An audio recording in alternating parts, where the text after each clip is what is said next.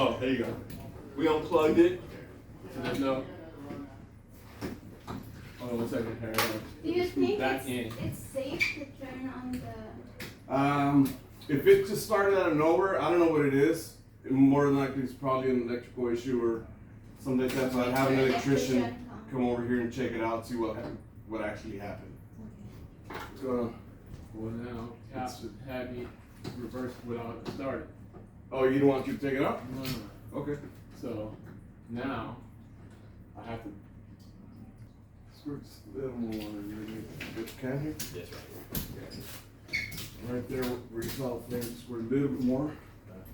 So put your thumb on it. Go ahead. And you grab it. Grab it with this hand and put your thumb on it. That way it sprays. Oh, okay. Yeah.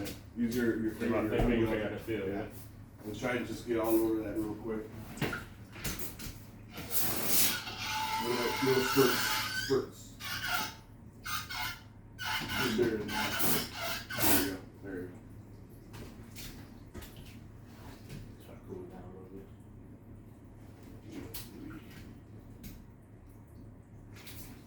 You know what it is? The water.